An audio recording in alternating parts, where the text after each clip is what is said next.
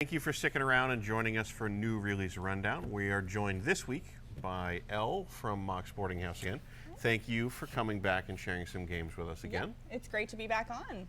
Anything that you want to say about yourself, your multiple illnesses this year, or Mox Boarding House before we begin? Well, other than the fact that I have already had a record number of illnesses for such a short time of the year, Mox Boarding House, I'm sure you all know by now, premier retailer in the area. We also have our store opening up in Portland, and it's going to be here before, it sounds like April 1st is like the latest right now. Are you allowed to talk about that in public? Hey, well, I was told I did. You so just did. If they don't say anything, then yes, Okay. I am. All right, we'll see if Nellie was paying attention. Yeah. So, what games did you bring out this week that you want to share? So I brought some really great ones. So how about we start with Caylus, unless there's something. Are we doing polls from the comments? I believe we're doing polls, but I don't think the initial poll has been set up yet. So we're going to start with Caylus. And then if you are in chat, you can vote about what game you would like to discuss next. Okay. So, Caylus. Caylus is not a new game, though. No, so Caylus, So tell me. This is actually a reprint. So this is Caylus 1303, and I will say it looks pretty much the same as the original. However, they have done some minor, just some minor tweaks here and there to the mechanics. They've added some ways that you can make a few more spite moves and stuff like that. For those who aren't familiar with the original, this is one of the earlier worker placement games that came out, and it's this really great worker placement and everything that entails.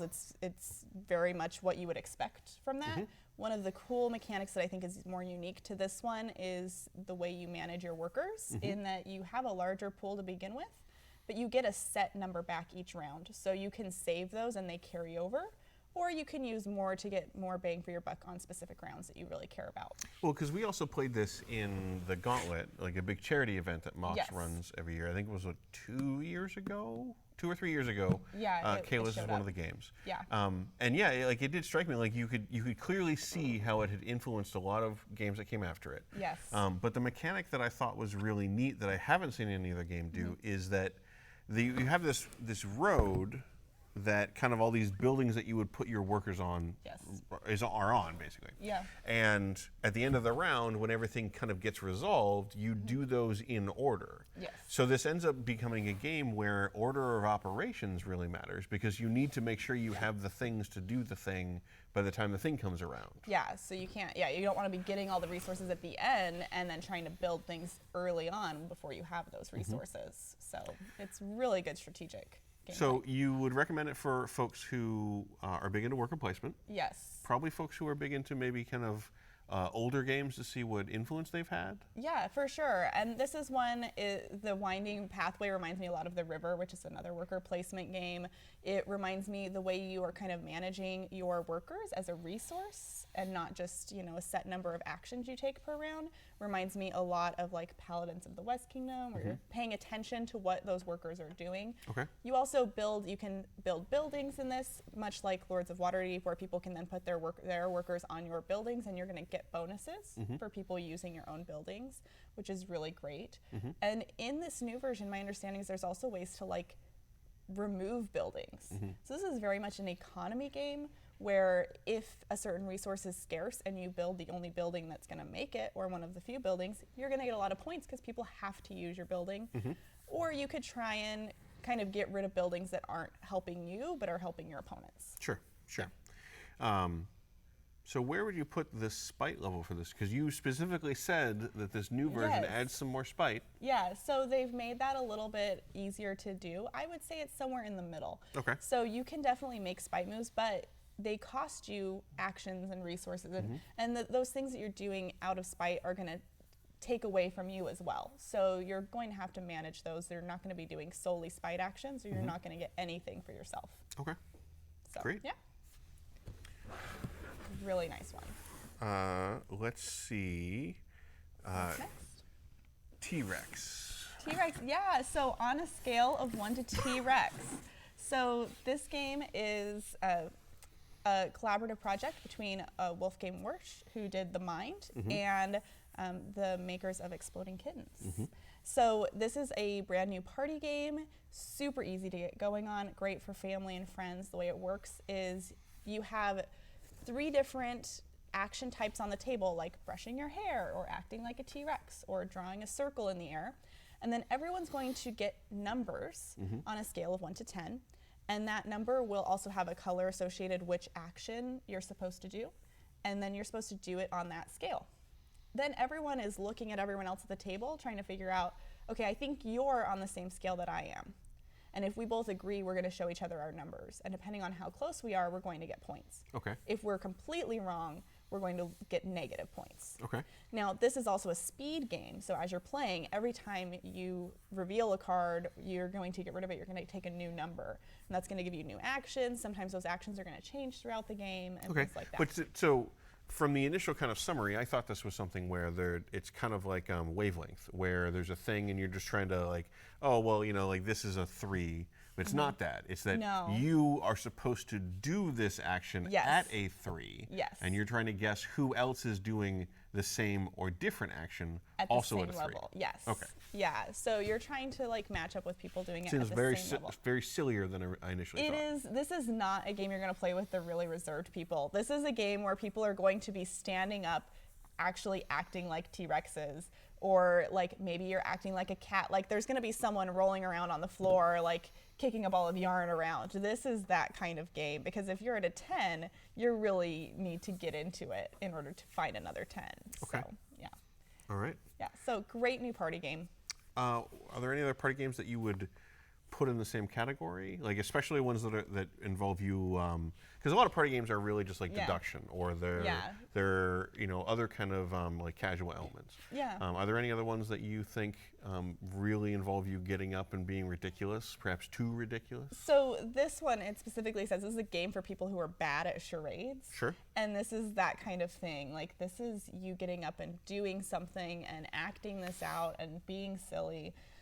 This something that you might see like in Monikers or any game like that where you're acting out an action. This is that. The fun thing about this, and I think what also makes it a little less intimidating, is you're not one person in front of a group of people just watching. It's everybody at the table doing something silly at the same time. Okay. And it also could be something it's definitely a little ruckus. You know, you have a lot of people, like this is not a quiet game. You can talk. So not in the library. You can make noise. Yeah, no, you can make noise. You can be roaring like a T-Rex, or you can be meowing like a cat, and that's part of the game. Okay. Yeah. Great. And I imagine that there doesn't seem to be a lot of spite opportunity here. No, so it's not. Yeah. It's very much like you're focusing on yourself. You're going to be like kind of trying to find the person that matches you, and that's going to help them and help you. But ultimately, it's a race to do as many of these as you can in the set amount of time. So there's not really any way that you're going to be like blocking people or Have you had a anything chance like to that. play it? Have you I seen haven't it yet. in action? I have seen it played, and it is hilarious. Okay. Yeah, Yeah. definitely a great like game if you want people to get out of their shells a little bit and you think they're kind of open to it. It would be a lot of fun. Great. Good for families too, like for kids and stuff. I think a lot of kids would be into it. Great. What would you like to discuss next? Let's go with the Tiny Epics, and I'm gonna kind of do them all together because they're all kind of related. So let's start with Tiny Epic Tactics. So Tiny Epic Tactics is their newest one that they've I hear just very good released. things about it. It's really cool. So the way it works is you have a map out, and the box is actually part of the map, and there's a bunch of boxes inside. So it's a 3D map because you put those boxes up and they build little mountains and plateaus that you can go on as well. Each character has 4 unique people that they're controlling. You have a wizard, you have a fighter, a beast, and I think maybe an archer. You have, but you have these 4 different unique characters, which are unique from person to person, and they are battling for control zones. So it's very much a fighting game, area control. There's specific locations you're trying to have your people So it's like on. a grid-based combat. Grid-based combat, and I really love that like each one is unique, and it also has like a cooperative like dungeon mode kind of thing where you're gonna go try and like fight the monsters and see how long you can survive kind of thing as well. So it's kind of like a miniatures game. Yes. Okay. Yes, for an area control style. There is a lot of fighting because of the area control, but the big thing with this one is you're going for objectives if you're doing competitive play. Okay. Now, this one's also really cool. All of the Tiny Epic games, one of the things I really appreciate about them is the variety of game modes they have. So this one has cooperative, team play, competitive, solo, and they have lots of varieties. They take this game and they basically look at it and are like, how can we make this work for everybody? Sure. And they really make that happen, and I really appreciate that about them. How much customization can you do when you, because you mentioned that each player basically has like a team of 4. Yes. How much are you able to customize those in any way, or do you just get your team of 4? You get your team of 4, and it's going to be like depending on which team you're playing, and they're as teams. Although I could see you like being like, oh well, maybe we'll mix them up a little bit. That would affect the balance of the game as well, though. So I'm not sure how well that would work. But if you were someone who was open to like, let's just try things, even though they're not technically what's in the rule book. Gamers have never done that. Never. No one would ever do that at all. So it's a good way to go, but it's really nice. And the other nice thing is the box size, right? That's kind of what their brand is, this tiny, tiny box that they've really kind of learned to get the most out of. So it sounds like it would be good for somebody who wants kind of like a tactical combat, very small package, Yes. But not a lot of, obviously there's no painting minis or anything like that. There's no building an army. There's no customizing a character. It's just you can sit down and play. Yeah, and this is easy to the table. You get it on the table. You get it out in just like 5 minutes. Great. Like you're playing in 5 minutes, and the games are going to be under like an hour. I think they're 45. So it's something that you can get out. You can play, get that kind of feel, but it's not that same like all that legwork to get to the table. It's also, you also are going to lose a little bit of depth from a miniatures game as well. It's obviously not going to be that same level of strategy. Yeah, well, I don't think any of the Tiny Epic games have really claimed that they're going to have like the full range of like strategy or anything that like say a larger game has. Their sale is really, you know, taking most of that experience and boiling it down to a very small portable package. Yeah, to the very things. And speaking of that specifically, I think the closest one to a miniatures game is Tiny Epic Kingdoms. So Tiny Epic Kingdoms, you are going for, it's a 3x or 4x game. So you are trying to control territory, you are trying to exploit the land and gain that, you're trying to exterminate everybody. Well, so this isn't an expansion. This is the game. Yeah, this is the new, so they have a Tiny Epic Kingdoms, it's the same size as Tactics, but now they have come out with Ultra Tiny Epic Kingdoms. This is a card-sized box with the same game. It's not changed, it's not modified. Everything? It is the same game, but significantly smaller. I don't know, I don't believe you. And tinier, I know, isn't it? It's great. It's so I dare you to open it up and then just more of it pours out than it can fit in the box. Well, yeah, it takes some work to get back in. I'm sure you have to do it the right way. But yeah, so they've taken those larger cards and put them down into smaller cards. Once again, this is going to be something where because they've made it smaller, this is not for someone who can't read small print. I'm sure that there's going to be plenty of that involved in there. And they've done the same thing with Tiny Epic Galaxies. So this is Ultra Tiny Epic Galaxies. Well, again, like originally, I assumed that these were some sort of expansion module.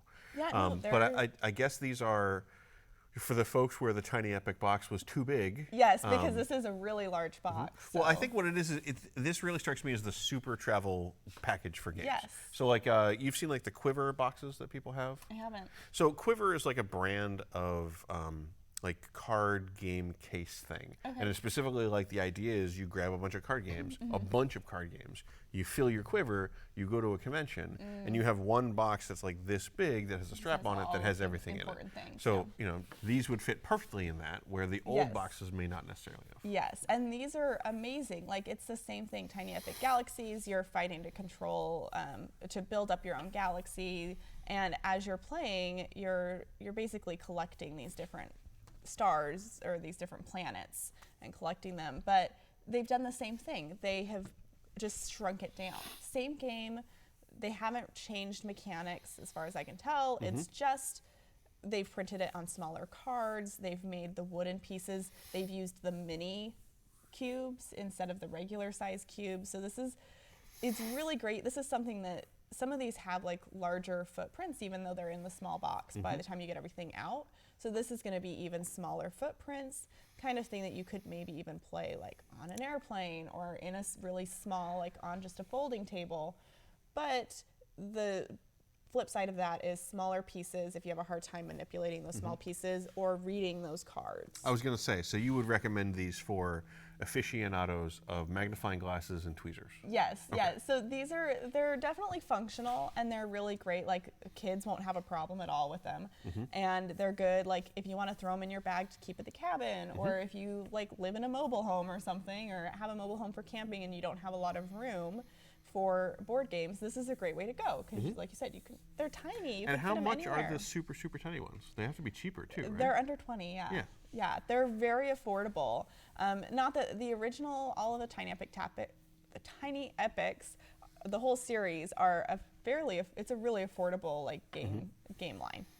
But now we have the ultra tiny epics. Now we have the ultra tiny epics, which are even more affordable and even smaller, and they're really great as long as you can manage that tiny, that dexterity element that you weren't expecting. Do you have a prediction for when we will have the mega ultra tiny epics? Oh gosh, I hope never. As much as I really love this product, and I intend to get a couple of these just because they're so easy to just like throw in a bag, so light and everything. I don't think I would want them smaller than this. Like this is kind of pushing the limits of what can we still read, what can we still manipulate these pieces with. Any smaller and it will be maybe one of those fads like the kind of like where people make the really tiny food. It'll be people playing the really tiny board games with the tweezers. I was gonna say, how long until we get like a board game in a bottle? Yes. Where it's super small and you have to kind of like put use the tweezers in, and it's like half dexterity, half strategy. Like it's the board game, but now there's a dexterity element you weren't expecting. So you'd recommend this for people who kind of want a grid-based tactical combat without, just play. You don't have to worry about building anything. Yep. And then Tiny Epic Kingdoms, who would you recommend for? This or is Ultra Tiny Epic Kingdoms? Ultra Tiny Epic Kingdoms. I would recommend this for someone who really likes like Heroes of Land, Air, and Sea and really has a hankering for that 4X game but doesn't have the time to put into it. This game can be played, it can be set up and played and taken down in the time it takes to set up and do the first turn of Heroes of Land, Air, and Sea. This is less than an hour. It can be as short as 35 minutes. So it's nice because you can get it out there easy. The Ultra Tiny Epic version, once again, for those who have the dexterity to play such a game. And then the same question for Ultra Tiny Epic Galaxies. Yeah. What other games, like who would you recommend the gameplay for?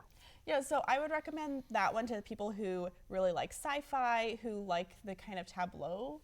And there's some dice selection, which I personally really like dice selection in a game. And there's a couple others that we're talking about today that have that. How many dice does it pack into this box? It has, at least 4, maybe 6. It says mini cubes. It doesn't say dice.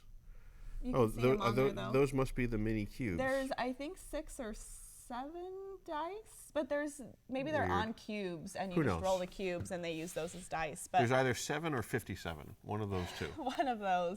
But yeah, so you roll the dice, and you have that dice action selection based on what you roll, and you can re-roll like once for free, and then pay for more. Sounds a little bit like Roll for the Galaxy kind of thing. Yeah, and it's really nice, and you can like you're managing your resources and trying to like gain control of different locations. So I really like that kind of action selection where you're limited by the dice, like that's what your limiting factor is, but you can manipulate that. Great. So, yeah. Awesome. Yeah, for sure. It looks like the next game that we're going to cover is Oceans. Oceans. Oh, yes. You seem excited. I am so excited. This one is so good. So how good? It's so good. So good. Can I emphasize it a little more? So Oceans is the newest game in the Evolution series, and this is a standalone game where you are building up the creatures in the sea and competing over the different, basically survival. You are going to be competing over food or feeding on each other. So these are what you're looking at, these are fish, and these are the cardboard fish that come with the regular game. This copy that we have open is actually a deluxe edition. Okay. So what's really cool about the deluxe edition is it comes with acrylic fish that you can use instead of the cardboard ones, and it comes with acrylic fish. Yeah, the acrylic fish are great, and the original comes with these just kind of shielded things that you can block how many points you have. But but this edition has these really nice little baggies. They're really good. And it comes with, the Deluxe Edition comes with all the sleeves you need for the game and future expansions as well, which is awesome. All the sleeves for future expansions? Well, for a certain amount. So you have a fair number of sleeves. I don't know what exactly which future expansions they plan on having, but this Deluxe Edition has a fair number of extra sleeves for that instance. Okay. I was just about to ask, because like, it's very amusing to be like, here's a game. It comes with 100 cards. Here's 400 sleeves. Yeah, so this is a lot of cards, and I would say maybe 50 or 75 sleeves of each type extra. Okay.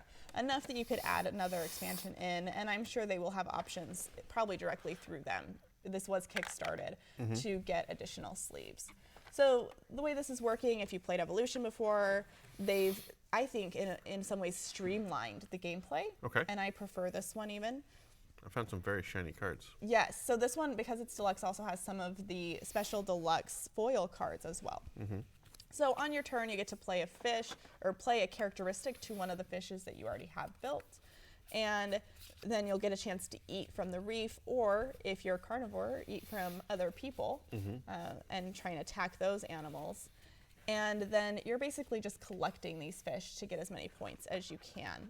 The gameplay is very varied. It has some different there's 2 different cards you play each game that give you some nice variation and change the strategy you need to do.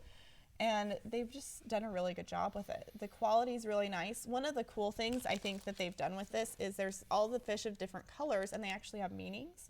So you add fish of a certain color depending on number of players. So the more players you have, the more colors you add in.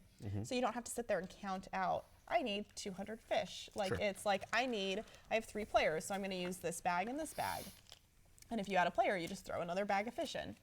So it's really nice. So what is the gameplay itself, actually?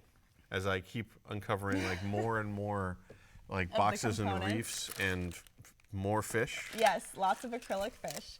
So the gameplay itself is you will play a characteristic to a fish you already have, or make a new fish species. Okay. And when you say a fish you already have, is it, because these fish are both fish you're evolving and fish you're eating? So the ones that you're evolving. Okay. Yeah, so the acrylic ones are just they're basically point tokens, and that's what you're eating. Okay. But you're going to be playing characteristic cards, like maybe my fish has tentacles, so it can eat twice when I use it as a feed action. Or maybe my fish is invisible, so other people can't attack it. Things like that. That would be convenient. It's nice. It really is good, especially when there's a lot of fish around that are attack specific.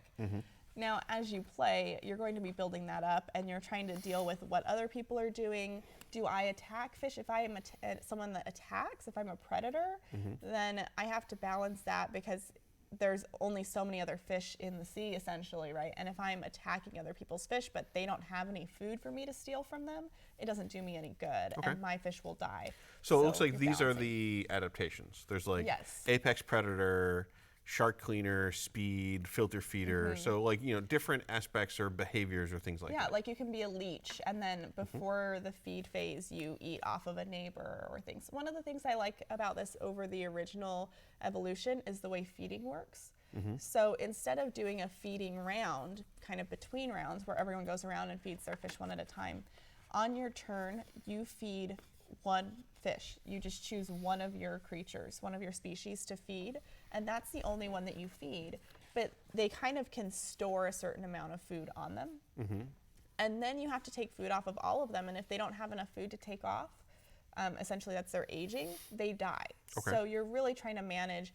You want lots of species, because then you're getting more fish to your points bag each round. But if you can't keep them in food, then you're going to just lose them anyways. So you have to kind of manage building up multiple species versus building up really strong, hardy species that won't just pass away. What are the difference between the 2 types of cards? Yes. Are they different types of adaptations? Yeah, so this one has the deep sea, the deep deck, and then the regular deck. Oh, okay. So the regular deck is what you're going to start with. That's going to be regular adaptations. Those are going to be things that are going to be really straightforward. They're going to make sense.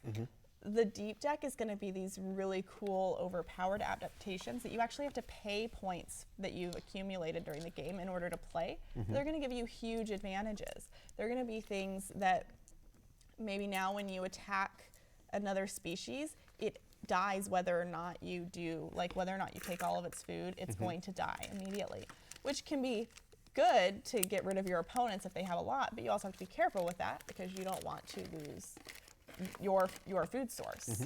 So it's got really cool variety. You're going to see different cards every time. There's tons of cards. The quality is really good. There's only the so quality many, of these components are great. Yeah, and there's only so many of these deluxe editions available too.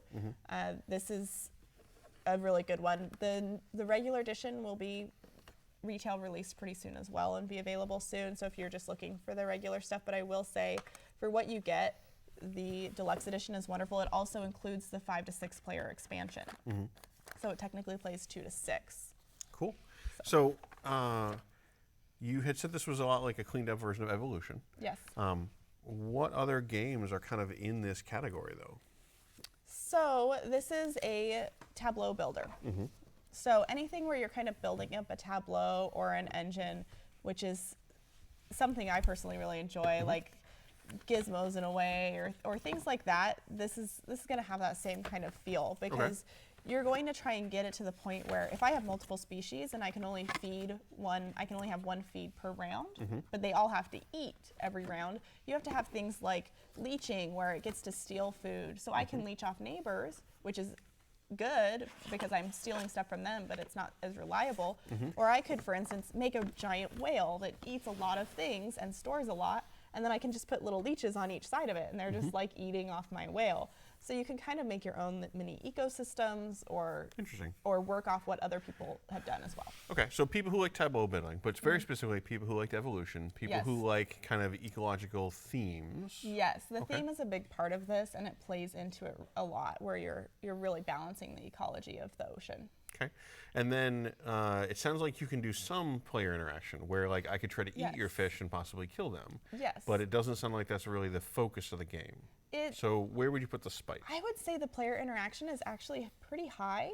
You're not like taking things from people exactly, but you kind of are. Like you have these different creatures that are going to go and like chomp on their fish, and that won't kill them exactly in most cases, but it can put them at a disadvantage where they're going to have to make a choice between which fish to save or which fish to feed that round. And you can also do things like you have these different events that will occur, the 2 random events that occur during the game, and they're going to affect the gameplay like severely. They're going to be major changes to the way the game works every time, which adds a lot to the replay value. What happens with that, though, is there are certain times when you can put fish back into the different sections of the oceans, triggering those events to either occur multiple times, or if it's an ongoing effect, to stop that ongoing effect and then have it come back later. So you can really mess with what other people are doing. Okay. And because you might be chomping on other people or they might be chomping on you, there's a little bit of negotiation going on in this game as well of, hey, you know, I know you don't want me to win, but if you kill my fish, you lose your free meal ticket. So there's some good stuff going on there as well. Very interesting. Yeah. Thank you. Yeah, this one's really good. What would you like to cover next? Let's talk about the Res Arcana expansion. Okay. So We'll see if this stands up. Luxi Tenebrae, if I can say it right. I don't trust myself to say it right. So Res Arcana, if you're not familiar with it, is Lux et Tenebrae, I think. Yes, that way. It's a really cool game that is lighter than it looks. Okay. It feels and looks like a kind of medium weight game in a lot of ways, in all the good ways, with the nice strategic depth and things like that, and the actions you're doing. There's lots of symbols on these Lots of symbology, cards. for sure. Or pieces. Yeah, but mechanically, the game is very straightforward. Okay. And that is, you're going to go through a number of rounds. On your turn, you take one action, and then the next person goes, and you keep going till someone passes, and then everyone else keeps going until everybody passes. And what's cool about it is if you build up your options, you can keep going and going and going even after other people pass. Okay. So the way it works is on your turn, you can play cards from your hand by paying resources to get them out into your tableau. This is very much a tableau builder. Okay. You can exhaust those cards to use them once per round to do things like turn resources into different resources. Or And the make resources more are clearly fire, gold, water, life. radishes, and mushrooms. Yeah, the mushrooms would be death. So that's life and death.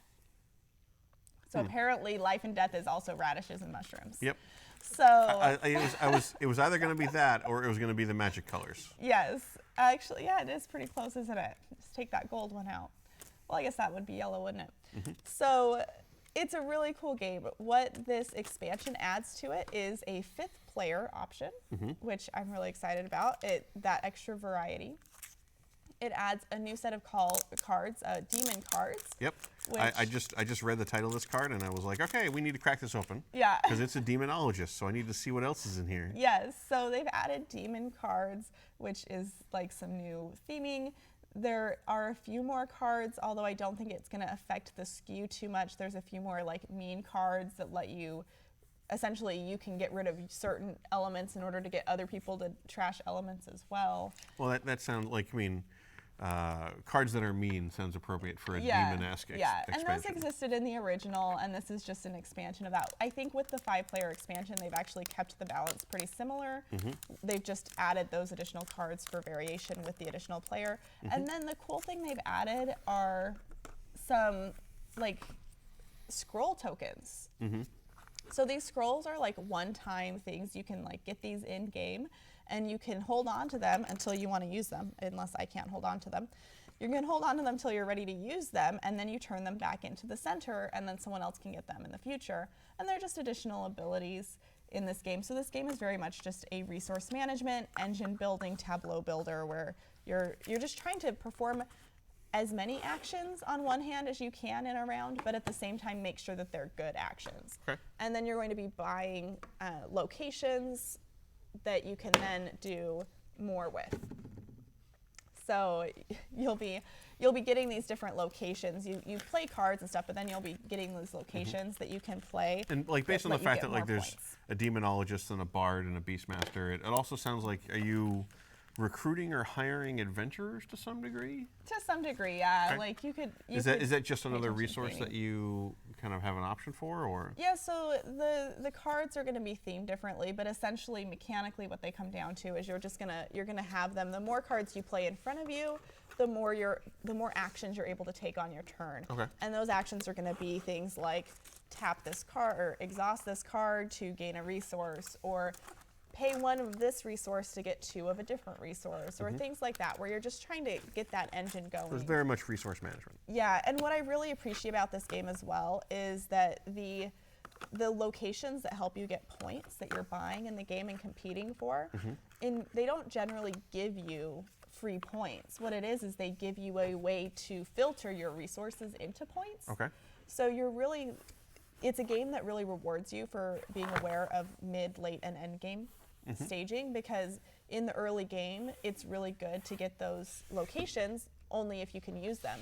But in the late game, it's silly to spend your resources on them because they're not worth points unless you can take the turns. Unless you can use them. And you can only use them once per round. So unless you get them at the right time, you're not going to get the maximum amount of points out of them. I've definitely heard great things about Res Arcana. Yeah. So what other games would you compare it to? What other, like, because it sounds like it's a really pure resource management game. Yes. So I know I said Gizmos already for another one, Okay, but sure, Gizmos is on my mind today because I really like that one. And it reminds me a lot of Res Arcana. And it also reminds me a little bit of Magic the Gathering with the like resource tapping and managing what you have available, spending it to then bring in new cards into your tableau that stay there. There's not a ton of player interaction with this. There are cards that allow you to kind of mess with other people, but I would say it's kind of in the borderline between a Euro and a non-Euro game, because while you can do certain things to affect other players, it's going to cost you to do that. And most of the interaction is going to be in taking things from the market row. So not super high spite. Not super high spite at all. You want to pay attention to what other people are doing, but if you're one of those players that just wants to get your engine going, it has that great engine feel where you're going to be like, oh, now I get to do all these things on my turn. Like, my round is so productive. It feels good. Okay. Like, it's a feel-good game. Do you remember when Res Arcana came out? Was it just last year?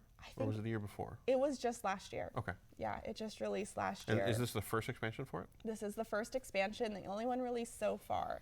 But they are very explicit, expansion 1 on the box, which makes me think that's a good sign. They're coming out with more. I'm hoping for a solo play expansion. So we were just talking about solo play. We were just talking about solo play earlier, and wondering how big that market is. It's big for me. If a game has solo play, that's okay. I will say there have been games I've been on the borderline of. If I'm on the border of a game and I'm not sure if I'm going to get it or not, if I hear it has solo play, I'm sold. Maybe we should have you come on Table Takes at some point to talk to us about the benefits or interest or appeal of solo games. Oh, yeah, for sure. That would be great. I just realized the most important question about this. Yes. Does it fit in the base box? Yes. Nicely? I haven't put it in. So this is actually my copy. I haven't put it into the box yet because I knew I was coming here today. But by looking at the pieces, I don't think it should have any problems. Good. It might be like one of those things where you're like, well, I have to turn these sideways to fit them in there. Because that's always just one of the things that drives me nuts about a game I love that comes out with an expansion that doesn't fit in the base box. I don't think it should have any problem at all. So it might, like the components in here are so small in comparison. Like it adds some more tokens to accommodate more players, but those will easily fit into the token tray, which I do love. The base game has a token tray that has a lid on it that you just take out and use. It has a special place for the radishes and the turnips and, and the mushrooms. Yeah, for all of those, all of those vegetable products, because this is a game about vegetables. All of those, it has a really nice tray for those, and so this will definitely fit in. I don't know, it is a fairly compact box. Okay. So I don't know with more expansions, at some point that may not be the case anymore. But at this point, it shouldn't be a problem fitting into the box. Great. Yeah. What would we like to go over next? How about, do we have a... well, I'm sorry, yes, chat had decided. Chat has decided. I just want to clarify to chat that it is Cthulhu. Cthulhu. No, wait, no, it's Chihuly. Nope, finally Cthulhu. Cthulhu, okay. But now I absolutely want to have, because so in people who aren't local, we have like a Chihuly museum of like glass blown stuff. Oh yeah. And I mean, a lot of that glass blown art would fit right fine with some Cthulhu theming on top of it. Yeah. So maybe the Chihuly Art Museum needs to have a Cthulhu theme night. That would be really cool. I would go to that. That would be awesome. Anyway, The Fate of Chihuly is now available. Yeah, so this actually just released this week, and this is a book for essentially a Fate campaign. So Fate is an RPG that is very versatile in the way it works. You can take the basic Fate system and apply it to all kinds of scenarios and settings, whatever you want. It's probably my favorite generic system. Yeah. I think because of the Fate aspects, which are just kind of like traits your character has. Yeah. Like if you say, hey, my character concept is, I'm the lone gunman who rides into town and leaves soon. Yeah. That just stating that as an aspect gives you mechanical hooks and weights that both you as a player and as a GM can kind of play off of. Yeah. So it allows you to kind of make a couple stats relatively freeform and then apply them when they seem appropriate. Yeah, exactly. And so I'm really excited about this Fate of Cthulhu, or Cthulhu, that has come out this week because it's so good. It takes a setting, so generally with Fate, because it is kind of a loose form RPG that you can apply to different settings, they have taken this setting and applied it to that already, and they've done some cool things and shown some cool aspects of the system, the Fate system, in the process. So in this, this book includes everything you need to play. It has the core rules for the Fate, so even if you don't know how to play Fate already, it has the core rules for the game. And then it has how it applies to this scenario and this setting. And it has a multiple scenarios in it, but what they all boil down to is the apocalypse has arrived and these monsters are coming out of the deep. And each scenario is basically determined which monster are you battling. And a single scenario isn't necessarily, I should clarify, it's not a single campaign. That's going to be the setting that you guys choose to play. It's like the campaign framework. It's the framework, yeah. And so what happens is you're going to choose which one you're going to battle. Like maybe you're going to battle Cthulhu. But the thing is, Cthulhu is pretty powerful in the apocalypse. There's not much we can do about it. So what you've chosen to do is instead go back in time and try and prevent those things that led to this apocalypse. And you're going to know you're not necessarily this like powerful person. Like you're just somebody that's like, well, I can cower in the corner and scream out of terror for the rest of my short life, or I can go back in time and try and fix this.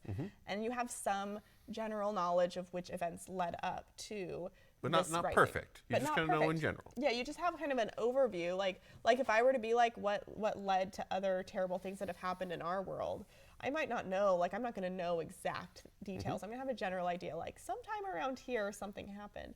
And this is like that. The cool thing I think about this book particularly is the time travel aspect, and that they've already worked out the kinks and they have rules for like paradoxes and how to deal with these different events, how changing past events affects future events, which I think is really awesome. And it also is something that if you're looking at a different theme in Fate for a time travel, this gives you some additional tools and resources to look at. I backed the Kickstarter for this, so I got my copy not too long ago. I haven't had a chance to read it yet. Yeah. But it was very funny that the sales pitch for this was basically that they wanted to do Cthulhu, but they didn't want to do it like other Cthulhu games. Yeah. So they decided to do Terminator Cthulhu, yeah, and this is Terminator. Like it's a one-way ticket back. Like you are going back knowing you're never going to be back to the future. Like you're just trying to fix it for others. And I really love it because they've taken it.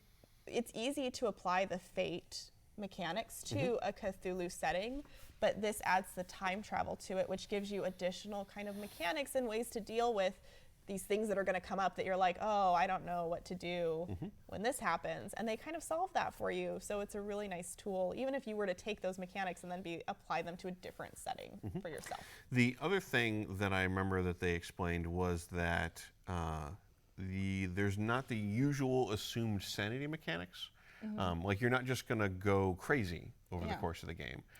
Instead, apparently the Cthulhu Lovecraftian stuff will just corrupt you. Yeah, so you can become corrupted during the game, and at first, like that might be things that don't affect you right away, but then like suddenly you're going to be like, oh, I guess I'm a little bit insane in this way, like surprise, it was subtle at first. And the more you're exposed to these different these different elements, the more corrupted you get, and it can build up to the point where you have really weird things happening, or like fish tentacles coming out, and you're like, oh, well, when did I grow that? Like all kinds of fun things. Yeah, well, what I particularly like is that they took, like Cthulhu is not in any way a rare property in RPGs or a rare thing to explore.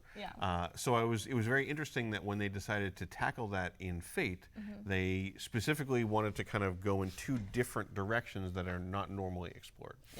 Yeah, I think they did a really good job of introducing new aspects that make this really worthwhile. This isn't just another Cthulhu-themed option. Like this has merit in the way they did it on its own. It's not just more content; it's new content.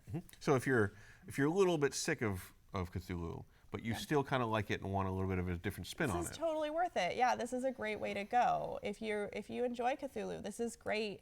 And it's new in a lot of ways in the way that they've done it. And I also appreciate the fact that they just acknowledged, like, yeah, you're not going to defeat Cthulhu. Like, we're not just going to go with our swords and our wizardry and just like show up at his doorstep and be like, okay, you're smited. We have to go back in time. Like, that's our option here, is just to prevent Cthulhu, not to go fight him. That also ties in a lot with the a lot of the fiction, because a lot of the weird monsters, not necessarily the great old ones, but a lot of the weird other races that humanity is the victim of sometimes, are literally just kind of fighting wars across time with their own nemesis, and humanity's just caught in the middle. Yeah. So the idea of time travel to change the situations is not new either. Yeah.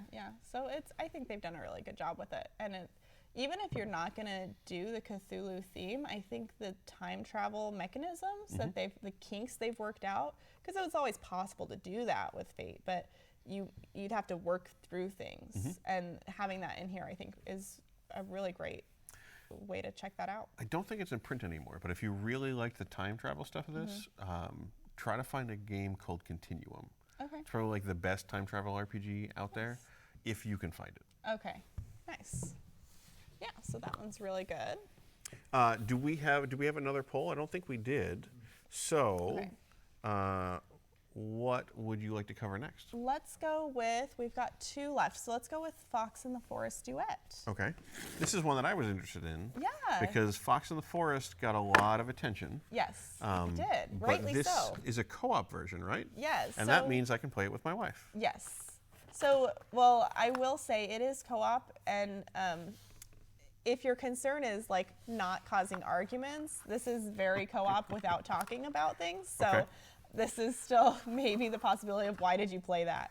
But it's really good. So the original Fox in the Forest was a unique trick-taking game for 2 players, which is kind of, groundbreaking in the world of trick-taking games, because you can kind of get on a roll, and so it kind of punished you if you did too much. So it was more about controlling the tricks than just taking them. Now, Fox in the Forest Duet has taken that same concept and enhanced it as a cooperative game. So what has happened is you are going through the forest and you're trying to find someone. There's a cute little fairy tale in the back of the book, and as you go, you're collecting gems. The way it works is each of the cards have a certain number of paw prints on them, and when you play a trick, one person will lead and the other person will follow suit, and whoever takes the trick you'll then move a token towards them in the forest. So there's kind of this little S track, and you're going to move towards the person who takes the trick. Okay. The goal is to not fall off the edge of that track on either side. Okay. So you're trying to essentially take turns taking the tricks as You're trying to balance it. You're trying to balance it. Now, it's okay for someone to take a few in a row, but if they take too many in a row, it's going to cause problems. Well, because looking at the cards, like the paw prints are like between 1 and 3 paw prints. Yes. So if I take a trick with 3 paw prints, then you could probably take 3 tricks with 1 paw print. We'd end up kind of at the same spot. Yes, but you wouldn't want to take a trick with 6 paw prints. Like if each person played a 3 paw print card, that would be really bad. So you're trying to balance that out. This is one where you can't talk about the cards you have. Think like the Grizzled or Hanabi or that kind of thing. But it's kind of cool because it's this cooperative trick-taking game, which is not something you see. And you're balancing, going back and forth. If you fall off the edge, you could fall off the edge of the track, but then the track gets shorter. And you lose the game, or the game ends when you run out of spots on the track. Okay. So it's a very strategic game where you're trying to think, or like the Mind, where you're trying to think what is happening, like what are they going to play, what should I play, and trying not to like mess yourself up, essentially. Very interesting. Yeah. Because again, I heard great stuff about Fox in the Forest. Yeah, this one's really great, and this is definitely one we have available to try at Mox. So something if you're interested in, come down, try it out. Do you know, are there any other trick-taking games that you would say this resembles or is similar to? No, I mean, like Hearts is a trick-taking game. There's a lot of trick-taking games out there, but I have never seen a cooperative trick-taking game, and I've never seen a 2-player other than Fox in the Forest trick-taking game. So they've really taken this industry of trick-taking games, revolutionized this genre, and now they're revolutionizing it again with Duet. It's like they were like, what doesn't work for trick-taking games? Now we're going to make it work. They're very innovative in the way they did this game. So looks awesome, really nice 2-player game to get going on. I'm very excited about that. Yeah, it's great. And so I believe we have 1 game left. Yes, Castles of Burgundy. This also doesn't sound like a new game. No, it's not. So this is a 20th anniversary edition. So Castles of Burgundy hasn't really been reprinted in a while. Yes, so what's really cool about the 20th anniversary edition is it includes all 10 expansions, which I believe, I'm pretty sure is all of the expansions from what I could tell. And it includes everything, which is a really good value too, to get it all. And it's all in the same box size as the original.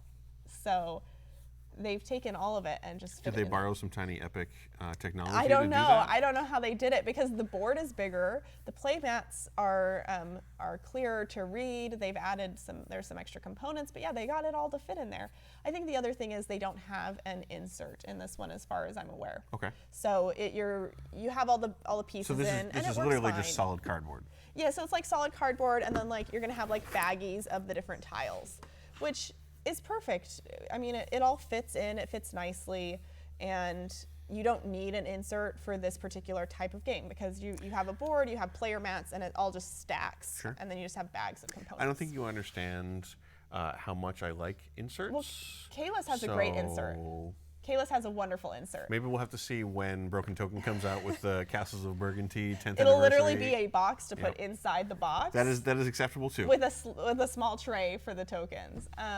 I mean, you could definitely get a tray for the tokens, I'm sure, or use like the little geek boxes. They work pretty well. So this is like, kind of amusingly, this is one of those like weird blind spots for me. Okay. Because Castles of Burgundy, no matter what people say, no matter what I tell myself, I always mix up with Castles of Mad King Ludwig. Oh, really? Yes. Okay. I don't know why it is, but everyone's like, oh, Castles of Burgundy. I'm like, Castles. oh, cool, yeah, that makes sense. We're going to build the weird, bizarre castle, and then we're not. Yes. So, can you explain to me what Castles of Burgundy actually is? Yes. So maybe I can stop messing that up and embarrassing myself. Okay, so Castles of Burgundy is a really great Euro game, which, just a real quick note, they have really made better artwork in this version. I don't know if you've seen the original recently, but the artwork, it was 20 years ago. The artwork is bland, generic Euro artwork. Wow, those And, are harsh words. well, they're true. And the new artwork is really nice, and it is much more attractive than it previously was. So Castles of Burgundy is one where you're going to have a couple dice on your turn. You roll those. You roll those dice, and then on your turns, you're going to spend those dice depending on the number to do different things. Okay. So it's like a dice allocation game. Yeah. So you're going to get those dice, and the number is going to determine essentially which tiles you have access to grabbing to store on your board. Okay. They're not going to be super limiting. They're going to give you some options, but they're just going to kind of narrow it down a little bit. So I think I like games with that have lots of choices, and then you have some dice limiting factors. Isn't like that's what you were talking about with Tiny Epic Galaxies too, Yeah, right? yeah, because it reduces some of the analysis paralysis that you get. So you still have choices with what you get, but you're not like, you can't do everything. You can just do a lot of things. There's a Dune dice game like that I really like. Yeah, yeah. So I really appreciate that. And then, or you can spend like your dice to add these different tiles to your personal board that you're building out and trying to like build out your economy and build out different things you have access to. And it's just a nice, like, you're building up your personal board, and it's definitely Euro. You're not doing a lot of like spite things, but they're like most light Euros. You can block, you can do things here and there to mess with people if you want. There's still also dice though, so it's not like a pure dry no randomization Euro either. Yeah, and that's what I like about it is there are dice, but they're not the huge factor in this game. Okay. They're not the point of the game. They're just like, here's tons of options of what you can do. Now kind of limit that, and now you have to be strategic make the best with and what you got. Yeah, make decisions based on what's available to you. You can't just do whatever you want all the time. And there's some resource management in here as well, as you gather resources and add these buildings to And your this has been like Castles of Burgundy has been a pretty classic game for a long time. 20 years. Yeah. Well, I mean, like Yeah. I mean, not only has it been around for 20 years, but like it has been kind of a known name, like on classic or everyone should play kind of list for a long time. It's a staple, and it's worth trying. And I will say, like I said, the first game, the artwork was pretty bland. There's a lot of really good Euro games out there that artwork just doesn't do them any favors. They're just kind of generic. And there are definitely games that I know are good, but I just don't want to just play look at because them and you're like, I'm not excited by the art. Yeah, and I'm not a big like art person, but every time you see one that's just really bland and you're like, oh, I don't know. And that's how I felt about Castles of Burgundy, and I will say, looking at this, I really like this one. It's Great. a lot better. The colors are deeper. It's easier to see. The player board has dice numbers on it, and the original, they're kind of faded and not super clear. Like, you can see them, but they're not super clear. This one, they've fixed that. They're really clear. They're easy to see.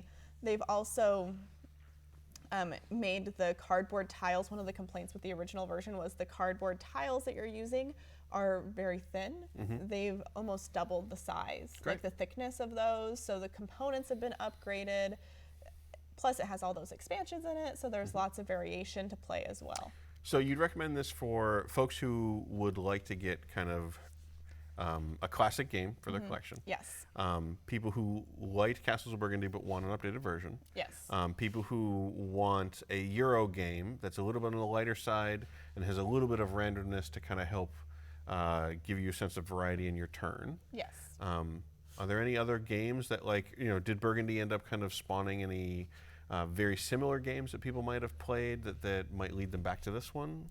I'm sure they did a lot, but it's an area, to be honest, I kind of am like, I like this area, but Euro games are actually something I'm not as focused on. Okay. Mostly because not as many of them have solo players. So, but this one does. I was about to say, this apparently one it has does. solo players. So this is what I intend to look more at because of that. And I think they've done a really good job at doing this. And even if you already own Castles of Burgundy, if you don't own the expansions, this is a good buy. The cost of the classic game plus an expansion, I believe, is either more or closely to this, and this includes all 10 expansions. So this is a really good buy. It has all those upgraded components. They're not like crazy upgraded, but they've got the nicer artwork. They're Thicker cardboard, things like that. Thicker cardboard, higher quality. Yeah, you're not going to like acrylic or anything, but you are going to things that are going to be sturdier and that are going to last longer. Do you know if the old versions of the game are still in print? Or is this replacing all of them? I wonder. I'm not sure. I mean, they bill this specifically as a 20th anniversary edition, so I would imagine that at least this exact one is going to be limited. It's possible. It's hard to tell because sometimes the 20th anniversary will just or the anniversary edition will just replace everything else. It'll be interesting to see what happens. It wouldn't surprise me if they went to more like a big box set where they didn't include all 10 expansions as a regular print, where it was like maybe the first 2 or something like that.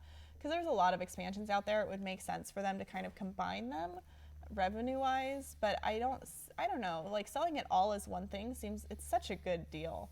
And from a business perspective, I would see why they might want to keep it kind of split up a little bit, because this is, it's a really good. Great.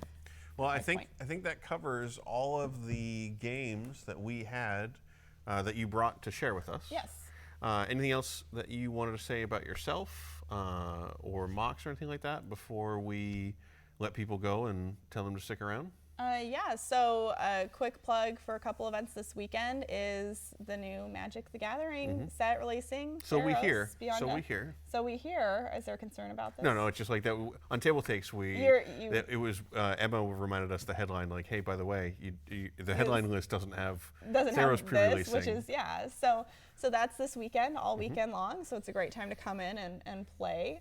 And then next weekend, I am actually running at Mox in Bellevue a Lords of Waterdeep tournament. Sweet. So if anyone's interested in board game tournaments, they should come check that out. Lords of Waterdeep is one of my favorite games. Yeah, it should be a lot of fun.